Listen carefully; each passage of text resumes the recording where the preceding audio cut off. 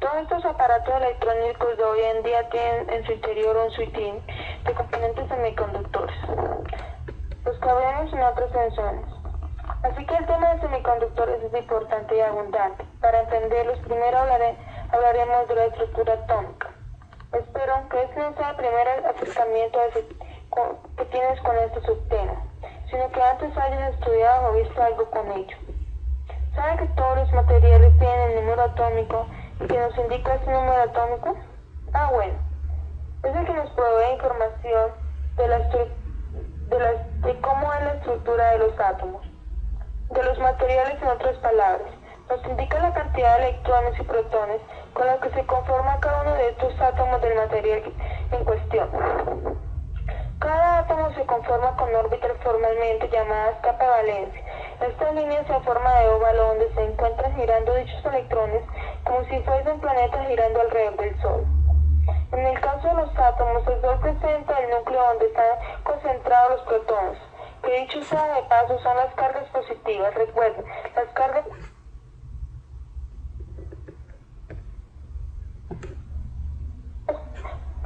cargas de signos opuestos atraen, así que la función principal de estos protones es mantener la fuerza de atracción.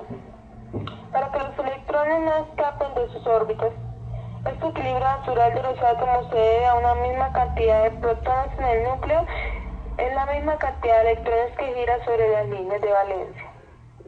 Toda vez que el átomo se encuentra en reposo, hay que creer que el átomo se encuentra a temperatura ambiente sin excitación alguna, ¿verdad? Y entonces es evidente que los electrones que están en las líneas de valencia más próximas al núcleo experimentan una fuerza de atracción mayúscula al núcleo, que los electrones se encuentran en las líneas de valencia más alejadas a él. Por lo tanto, un electrón en la última línea de valencia resulta sencillo sacarlo de su órbita, con una pequeña excitación debido a la fuerza leve de atracción que experimenta con el núcleo. A estos electrones se les despiden de sus órbitas, se llaman electrones libres, porque ya no están atados a ningún átomo y así son libres de irse a cualquier otro lado. En su lugar dejan un hueco en su línea de valencia de donde salieron.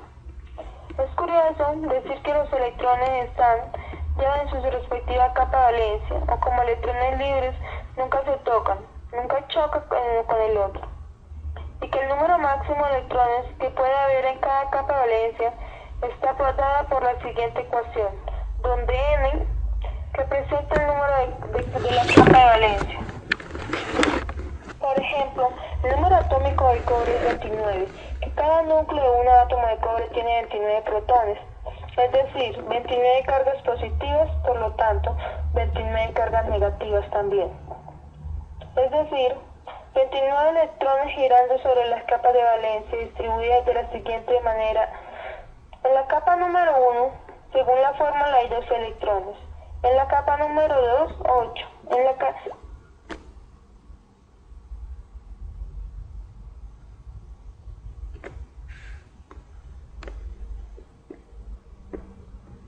En la capa número 3, 18 electrones.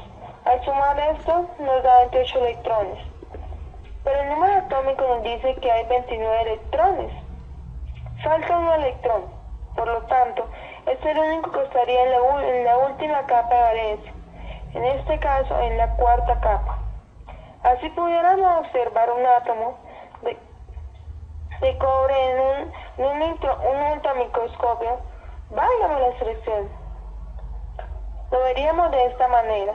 Observen ustedes que los 2 electrones de la primera capa de valencia, debido a su cercanía con los protones, experimentan una fuerza de atracción con el núcleo mayúscula respecto al último electrón, que se encuentra en la cuarta capa de valencia. Por lo tanto, como el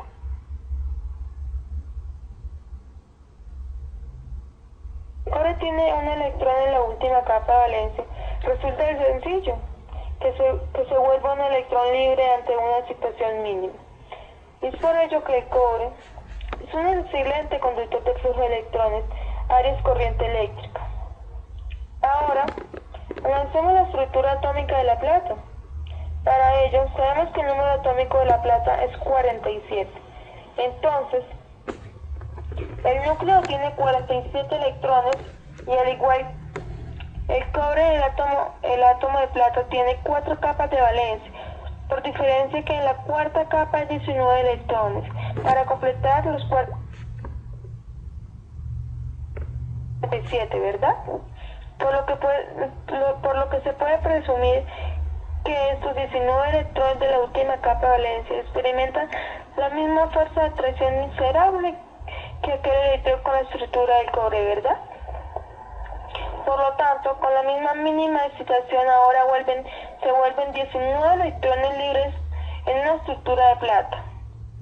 A eso se debe que la plata sea un mejor conductor de flujo de electrones que el cobre. Ahora, analicemos la estructura atómica del oro. Para ello, sabemos que el núcleo atómico del oro es 79. Entonces, el núcleo contiene 79 protones y en la cuarta capa, según la fórmula, se encuentran 32 electrones.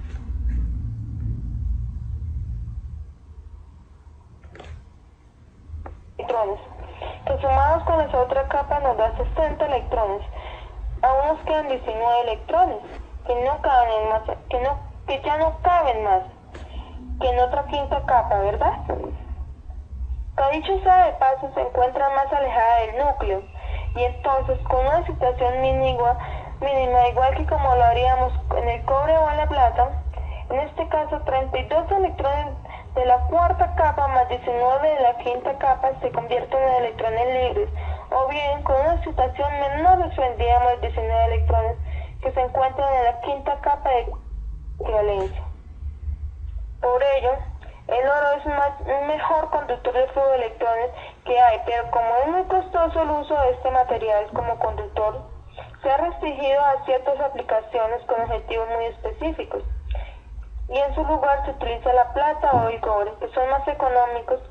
A eso obedece que la mayoría de los conductores comerciales y de uso cotidiano están hechos de cobre, por su bajo costo y aún pesado.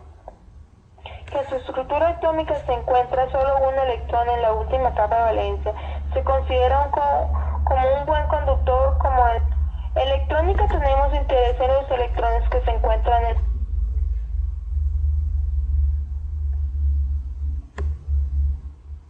la última capa de valencia. Entonces los átomos de los materiales únicamente se simbolizan así. Quiere decir que la parte interna de un átomo de cobre tiene una carga neta más 1, ya que contiene 29 protones, de los cuales 28 electrones se encuentran en las capas internas y uno en la última capa de valencia. Por lo que a causa de ello la atracción que siente el electrón de valencia pues es más 1. Ahora esquematicemos la estructura atómica del germanio y del silicio.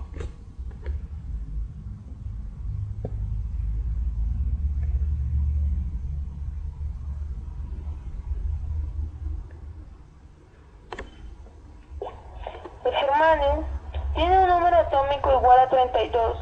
Utilizando la fórmula sabemos que en la primera capa de valencia hay 2 electrones, en la segunda 8 y en la tercera 18. Esto nos da como resultado 28 electrones.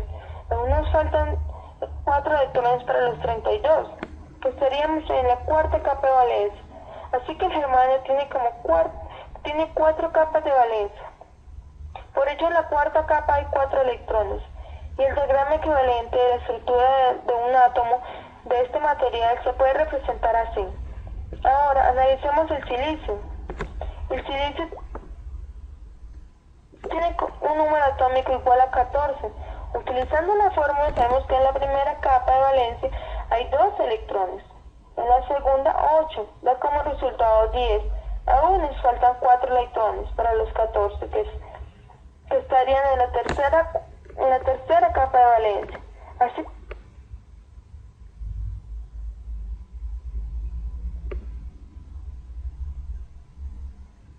que el silicio tiene 3 capas de valencia y en la última capa, igual que el germanio, hay 4 electrones. En el diagrama equivalente a la estructura del átomo en este material se puede representar así. Noten ustedes la similitud entre el germanio y el silicio. Muy bien. Hemos visto que los materiales conductores por excelencia el oro, la plata y el cobre, aunque el átomo de germanio tiene una capa más de valencia respecto a la del silicio. Ambos son utilizados como materiales semiconductores. Ahora, vamos a ver por qué debido a que en este planeta hay más silicio que germanio. El semiconductor preferido por los fabricantes es el silicio, aunque también es utilizado en algunos casos el germanio. Ahora, entremos en materia. Pues de los semiconductores, cuando varios átomos de silicio se aproximan a otros entre sí, se forma una estructura llamada cristal. En este caso, cristal de silicio. Las capas de valencia se juntan y cada átomo comparte un electrón con los otros átomos vecinos. Observen el átomo del centro. Este tiene 4 vecinos y tiene 4 electrones compartidos con otros átomos, ¿verdad? A cada electrón compartido se denomina enlace covalente. En 1917, Edward Newton Lewis anunció la regla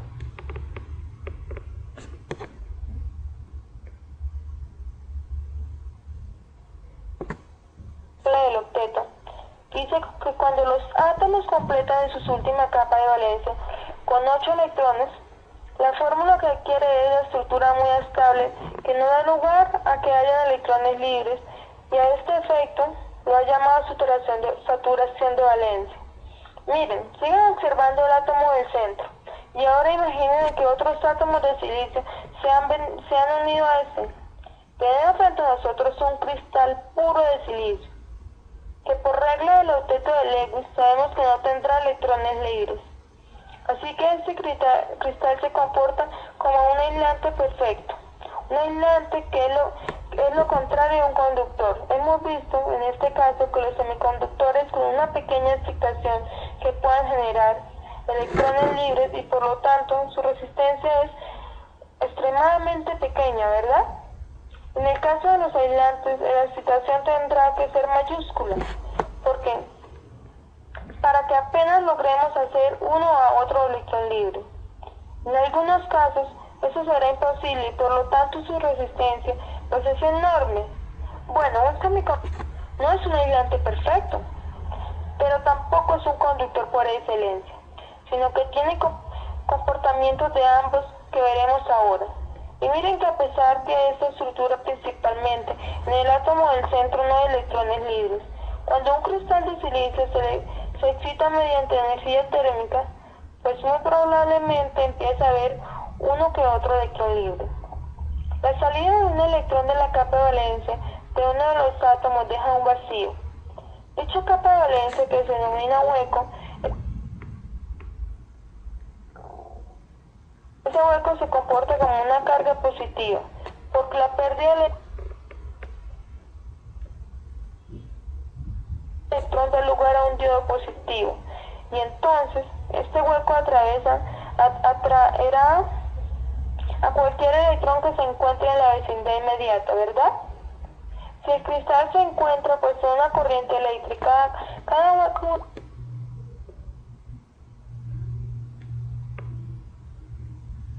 empezará a ser apareado en cualquier electrón libre que sea fácil de atraer entonces en el cristal de silicio. Queda nuevamente sin ningún hueco y tampoco sin ningún electrón libre el cristal de silicio puro. Entonces, se le da nombre de semiconductores intrínsecos. Un semiconductor intrínseco es aquel que no da lugar a huecos y electrones libres, y por lo tanto se comporta como un perfecto aislante de diferencia a un semiconductor extrínseco. Un semiconductor extrínseco incrementa la conductividad en el semiconductor, entendiéndose a esto que entienden electrones libres. Para que esta conductividad sea posible, el cristal de silicio puro deberá ser adoptado. Quiere decir que se introduce al cristal algunas impurezas. Las impurezas son algunos átomos de otro material pentavalente. En este caso, una estructura tiene 5 electrones en la última capa de valencia. De ahí su nombre. Por ejemplo, imaginemos que queremos un semiconductor que por cada 20 átomos de silicio existe un electrón libre. Entonces deberíamos de adoptar al cristal de un átomo de arsénico o fósforo, que son átomos pentavalentes. Ahí nos queda como tarea comprobar la estructura atómica de estos dos materiales. Tiene en su última capa de valencia 5 electrones. Muy bien. Bueno, pues los fabricantes controlan la cantidad de un semiconductor dopado. Cuanto más altos los pentavalentes, recuerden, también llamados impurezas, si añades a un semiconductor intrínseco, puro más electrones libres. Ahora, habrá en otras palabras un semiconductor débilmente dopado, presenta una resistencia alta, mientras que un semiconductor fuertemente dopado presenta una resistencia baja, puesto que estas impurezas donarán un electrón adicional por cada átomo pentavalente. Entonces, habitualmente se denominarán impurezas donadoras. Y atención, a ese semiconductor concuerda esto con un cristal extrínseco, es decir, dopado por impurezas pentavalentes, lleva el nombre de semiconductores tipo N, donde N significa negativo, es decir, la impureza pentavalente.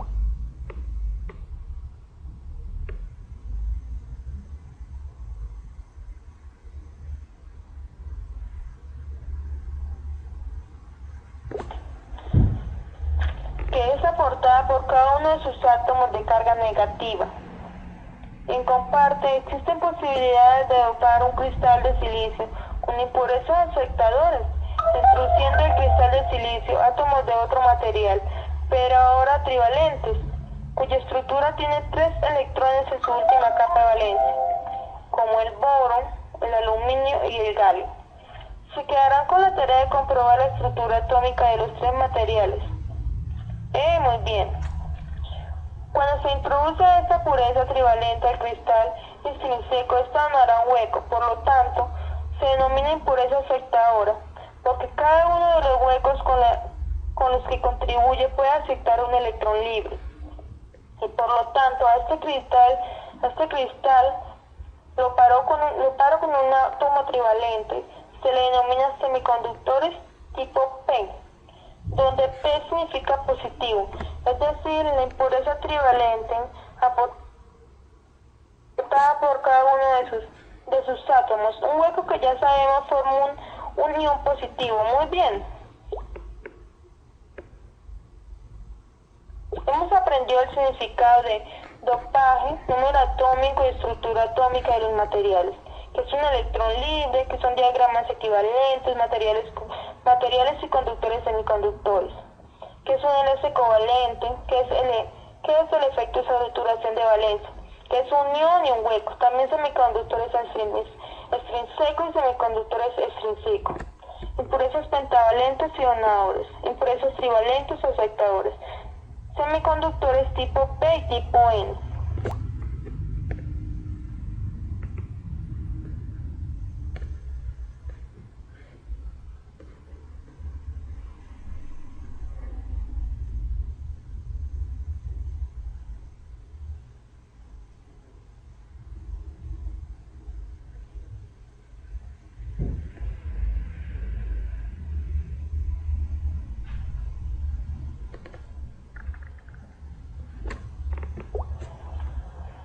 Si aún no tienes claro todos estos conceptos, te recomiendo que tomes nota y estudies de nuevo este video, una y otra vez. Así que debes estar preparado o preparada para nuestro siguiente video, que habla de uno de los conceptos más importantes de los semiconductores. Se trata de la unión P-N. Por eso lo veremos más adelante hacia la próxima.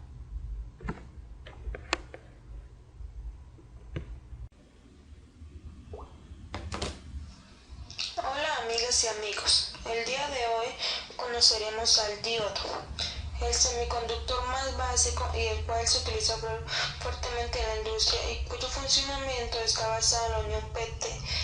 El diodo es un elemento de circuito no lineal muy simple. ¿Qué significa no lineal?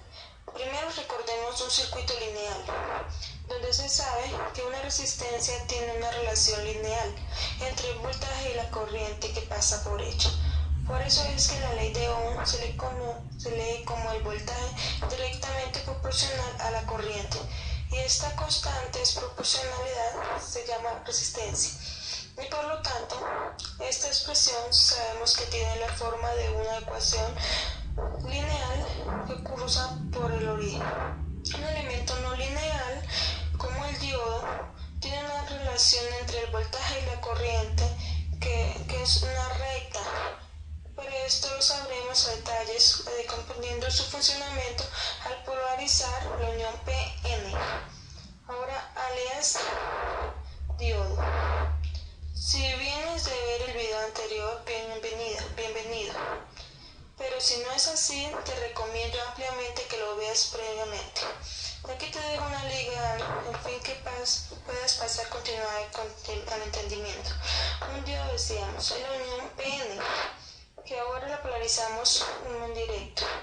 Polarizar en directo significa que el lado del material tipo N que tiene portadores de carga mayoritaria negativos al 10 electrones libres, buscamos como la placa negativa. Y del otro lado, material tipo N que tiene portadores de carga mayoritarios positivos, de huecos, colocamos una placa de campos positivos. Para que estas placas tengan esta polaridad, vamos a colocar una fuente de tensión continua de la siguiente manera. Observemos cómo la polaridad de la fuente está conectada, positivo con positivo y negativo con negativo. Como sabemos que debido al potencial de la fuente circula la corriente, al flujo de electrones colocamos una resistencia limitadora de corriente. Tenemos frente a nosotros un diodo polarizado indirecto. Ahora recuerden que la potencial de barrera tiene un voltaje igual a 0.7 o 0.3 dependiendo del material que esté hecho el diodo. Imaginemos que el fuerte es variable y por ahora tenemos calidad para que entre una tensión de 0.2 voltios.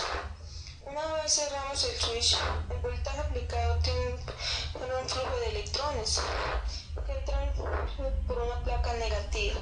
Estos electrones experimentan una fuerza de atracción con la placa positiva del otro lado del semiconductor, pero no logran atravesar la zona de tensión o zona de empobrecimiento, debido a que la potencial de barrera es superior al de la fuente. Entonces, hasta este momento no hay conducción con el diodo. Pero si ahora calibramos la fuente para que nos entregue un voltaje mayor a 0.7 voltios, para el caso del silicio, por ejemplo, entonces los electrones que fluyan por el cable conductor llevarán suficiente fuerza para vencer la zona de presión o empobrecimiento. Y veamos con detenimiento lo que ocurre. Un electrón encontrándose en la región P de inmediato encontrará un hueco que le ayudará a seguir el viaje hasta la placa positiva. Cada átomo trivalente del lado P atrapa un electrón y se lo transfiere a otro átomo con un hueco libre. El primer átomo que contribuyó al hueco libre para ayudar al electrón a seguir su viaje vuelve a tener hueco libre. Para ayudar a un buen electrón.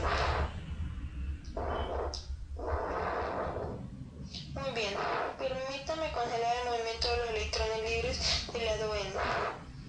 Como si son neutrones de los electrones libres de la región N, dichos electrones al pasar a la región P convierten en electrones de valencia de los átomos trivalentes hasta llegar a la placa positiva y así continúa su viaje por el exterior de dicho diodo.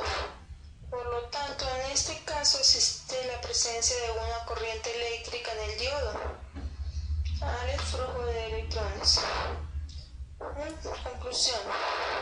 Un diodo polarizado en directa conduce a una corriente eléctrica siempre y cuando el potencial de la fuente sea mayor a 0.7 golpes para el caso del silicio o 0.3 volts para el caso del germanio.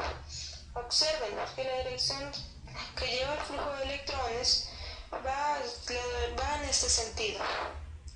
Pero nosotros sabemos desde nuestros cursos básicos de electrónica por circuitos eléctricos que nos dijeron que la dirección convencional de la corriente es justamente al revés, ¿verdad? Es decir, la corriente convencional siempre matizamos positivo a negativo por el exterior de la fuente. Este hecho que hubiera confundir a algunos se ve que cuando se descubrió la corriente eléctrica pensaban que esta se debía al flujo de cargas positivas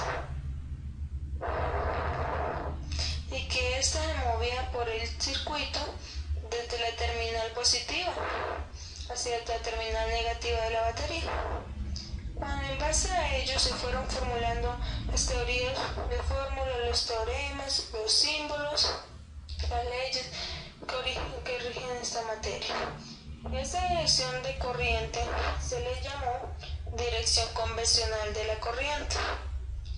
Pero luego de mucho tiempo, cuando descubrieron la naturaleza atómica, se dieron cuenta que en realidad somos los conductores, son los electrones, como lo hemos visto aquí. Y esta dirección la denominaron dirección de flujo de electrones. Mientras dejamos de hablar unión PN, seguiremos mostrando la dirección de flujo de los electrones como realmente es. ¿Por qué? Porque es la mejor forma de comprender a los semiconductores cuando se están iniciando con ellos. Cuando ya no hablemos de la unión PN, sino en su lugar la veamos consolidada con el símbolo del diodo, entonces nos referiremos a la dirección convencional de la corriente, que seguramente es con la que está acostumbrado a trabajar. Si todo lo comprendido hasta ahora lo pudiéramos representar mediante una gráfica entre corriente y voltaje, diríamos que mientras el voltaje no supera la barrera de potencial, que es de 0.3 volts para el germanio y de 0.7 para el silicio, no hay conducción, por lo tanto no hay corriente. Estaríamos en esta zona, pero una vez que el voltaje supere la barrera de potencial, la unión PN conduce. Y por lo tanto hay una corriente que crece abruptamente, cuyo valor únicamente está limitado por esta resistencia. Ahora nos podemos preguntar, ¿qué pasaría con este semiconductor si lo polarizáramos? Al revés. En otras palabras, ¿qué pasaría si lo polarizamos en inversa? No te pierdas el siguiente video que lo explica con detalle. Hasta pronto. Hola amigas y amigos, el día de hoy conoceremos al diodo, el semiconductor más básico y el cual se utiliza fuertemente en la industria y cuyo funcionamiento está basado en la unión PT. El diodo es un elemento del circuito no lineal muy simple. ¿Qué significa no lineal? Primero recordemos un circuito lineal, donde se sabe que una resistencia tiene una relación lineal entre el voltaje y la corriente que pasa por ella. Por eso es que la ley de Ohm se lee como el voltaje directamente proporcional a la corriente, y esta constante es proporcionalidad, se llama resistencia. Y por lo tanto, esta expresión sabemos que tiene la forma de una ecuación lineal que cruza por el origen. Un elemento no lineal, como el diodo, tiene una relación entre el voltaje y la corriente que es una recta. Pero esto lo sabremos a detalles comprendiendo su funcionamiento al polarizar la unión PN. Ahora, alias diodo. Si vienes de ver el video anterior, bienvenido. Pero si no es así, te recomiendo ampliamente que lo veas previamente. Aquí te dejo una liga, en fin, que puedas pasar a continuar con el entendimiento. Un día decíamos, en la unión PN, que ahora la polarizamos en directo. Polarizar en directo significa que el lado del material tipo N que tiene portadores de carga mayoritaria negativos al 10 electrones libres, colocamos como la placa negativa. Y del otro lado, el material tipo N que tiene portadores de carga mayoritarios positivos, al de huecos colocamos una placa de campos positivos. Para que estas placas tengan esta polaridad, vamos a colocar una fuente de tensión continua de la siguiente manera. Observemos cómo la polaridad de la fuente está conectada, positivo con positivo y negativo con negativo.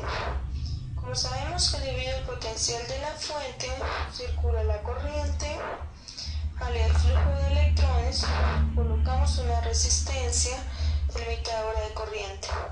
Tenemos frente a nosotros un diodo polarizado indirecto. Ahora recuerden que la potencial de barrera tiene un voltaje igual a 0.7 o 0.3 dependiendo del material que esté hecho el diodo. Imaginemos que el fuerte es variable y por ahora tenemos calidad para que entregue una tensión de 0.2 voltios. Una vez cerramos el switch, el voltaje aplicado tiene un flujo de electrones que entran por una placa negativa. Estos electrones experimentan una fuerza de atracción con la placa positiva del otro lado del semiconductor, pero no logran atravesar la zona de tensión o zona de empobrecimiento, debido a que la potencial de barrera es superior al de la fuente. Entonces, hasta este momento no hay conducción con el diodo. Pero si ahora calibramos la fuente para que nos entregue un voltaje mayor a 0.7 voltios, para el caso del silicio, por ejemplo, entonces los electrones que fluyan por el cable conductor llevarán suficiente fuerza para vencer la zona de presión o empobrecimiento. Y veamos con detenimiento lo que ocurre. Un electrón encontrándose en la región P de inmediato encontrará un hueco que le ayudará a seguir el viaje hasta la placa positiva. Cada átomo trivalente del lado P atrapa un electrón y se lo transfiere a otro átomo con un hueco libre. El primer átomo que contribuyó al hueco libre para ayudar al electrón a seguir su viaje vuelve a tener hueco libre. Para ayudar a un buen electrón.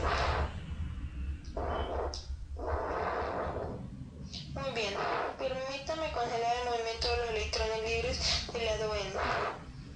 Como si son neutrones de los electrones libres de la región N, dichos electrones al pasar a la región P convierten en electrones de valencia de los átomos trivalentes hasta llegar a la placa positiva y así continúa su viaje por el exterior de dicho diodo. Por lo tanto, en este caso existe la presencia de una corriente eléctrica en el diodo al flujo de electrones. Conclusión. Un diodo polarizado en directa conduce a una corriente eléctrica siempre y cuando el potencial de la fuente sea mayor a 0.7 golpes para el caso del silicio o 0.3 volts para el caso del germanio. Observen que la dirección que lleva el flujo de electrones va en este sentido. Pero nosotros sabemos desde nuestros cursos básicos de electrónica por circuitos eléctricos que nos dijeron que la dirección convencional de la corriente es justamente al revés, ¿verdad? Es decir, la corriente convencional siempre lo esquematizamos positivo a negativo por el exterior de la fuente. Este hecho que hubiera confundir a algunos se ve que cuando se descubrió la corriente eléctrica pensaban que esto se debía al flujo de cargas positivas y que ésta se movía por el circuito desde la terminal positiva hacia la terminal negativa de la batería. Cuando en base a ello se fueron formulando las teorías de fórmula, los teoremas, los símbolos, las leyes que rigen esta materia. Esta dirección de corriente se le llamó dirección convencional de la corriente. Pero luego de mucho tiempo, cuando descubrieron la naturaleza atómica, se dieron cuenta que en realidad somos los conductores, son los electrones, como lo hemos visto aquí. Y esta dirección la denominaron dirección de flujo de electrones. Mientras dejamos de hablar unión PN, seguiremos mostrando la dirección de flujo de los electrones, como realmente es. ¿Por qué? Porque es la mejor forma de comprender a los semiconductores cuando se están iniciando con ellos. Cuando ya no hablemos de la unión PN, sino en su lugar la veamos consolidada con el símbolo del diodo, entonces nos referiremos a la dirección convencional de la corriente, que seguramente es con la que estás acostumbrado a trabajar. Si todo lo comprendido hasta ahora lo pudiéramos representar mediante una gráfica entre corriente y voltaje, diríamos que mientras el voltaje no supera la barrera de potencial, que es de 0.3 volts para el germanio y de 0.7 para el silicio, no hay conducción, por lo tanto no hay corriente. Estaríamos en esta zona, pero una vez que el voltaje supere la barrera de potencial, la unión PN conduce. Por lo tanto, hay una corriente que crece abruptamente, cuyo valor únicamente está limitado por esta resistencia. Ahora nos podemos preguntar, ¿qué pasaría con este semiconductor si lo polarizáramos? Al revés. En otras palabras, ¿qué pasaría si lo polarizamos en inversa? No te pierdas el siguiente video que lo explica con detalle. Hasta pronto. Hola amigas y amigos, el día de hoy conoceremos al diodo, el semiconductor más básico y el cual se utiliza fuertemente en la industria y cuyo funcionamiento está basado en la unión PT. El diodo es un elemento de circuito no lineal muy simple. ¿Qué significa no lineal? Primero recordemos un circuito lineal, donde se sabe que una resistencia tiene una relación lineal entre el voltaje y la corriente que pasa por ella. Por eso es que la ley de Ohm se lee como el voltaje directamente proporcional a la corriente, y esta constante es proporcionalidad, se llama resistencia.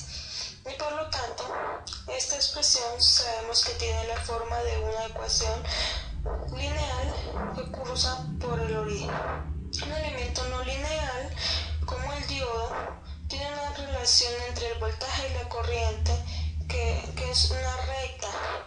Pero esto lo sabremos a detalles comprendiendo su funcionamiento al polarizar la unión PN. Ahora, alias diodo. Si vienes de ver el video anterior, bienvenido. Pero si no es así, te recomiendo ampliamente que lo veas previamente. Aquí te dejo una liga, en fin, que puedas pasar al entendimiento. Un día decíamos, en la unión PN, que ahora la polarizamos en directo. Polarizar en directo significa que el lado del material tipo N, que tiene portadores de carga mayoritaria negativos al 10 electrones libres, buscamos como la placa negativa. Y del otro lado, material tipo N, que tiene portadores de carga mayoritarios positivos, de huecos, colocamos una placa de campos positivos. Para que estas placas tengan esta polaridad, vamos a colocar una fuente de tensión continua de la siguiente manera. Observemos cómo la polaridad de la fuente está conectada, positivo con positivo y negativo con negativo. Como sabemos que debido al potencial de la fuente circula la corriente, al flujo de electrones colocamos una resistencia limitadora de corriente. Tenemos frente a nosotros un diodo polarizado indirecto. Ahora recuerden que la potencial de barrera tiene un voltaje igual a 0.7 o 0.3 dependiendo del material que esté hecho el diodo. Imaginemos que el fuerte es variable y por ahora tenemos calidad para que entre una tensión de 0.2 voltios. Una vez cerramos el switch, el voltaje aplicado tiene un flujo de electrones que entran por una placa negativa. Estos electrones experimentan una fuerza de atracción con la placa positiva del otro lado del semiconductor, pero no logran atravesar la zona de tensión o zona de empobrecimiento, debido a que la potencial de barrera es superior al de la fuente. Entonces, hasta este momento no hay conducción con el diodo. Pero si ahora calibramos la fuente para que nos entregue un voltaje mayor a 0.7 voltios, para el caso del silicio, por ejemplo, entonces los electrones que fluyan por el cable conductor llevarán suficiente fuerza para vencer la zona de presión o empobrecimiento. Y veamos con detenimiento lo que ocurre. Un electrón encontrándose en la región P de inmediato encontrará un hueco que le ayudará a seguir el viaje hasta la placa positiva. Cada átomo trivalente del lado P atrapa un electrón y se lo transfiere a otro átomo con un hueco libre.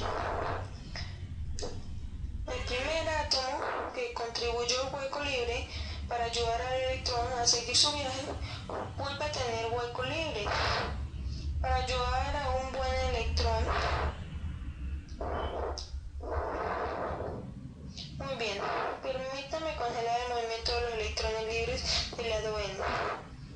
Como si son neutrones de los electrones libres de la región N, dichos electrones al pasar a la región P convierten en electrones de valencia de los átomos trivalentes hasta llegar a la placa positiva y así continúa su viaje por el exterior de dicho diodo. Por lo tanto, en este caso existe la presencia de una corriente eléctrica en el diodo al flujo de electrones. Conclusión.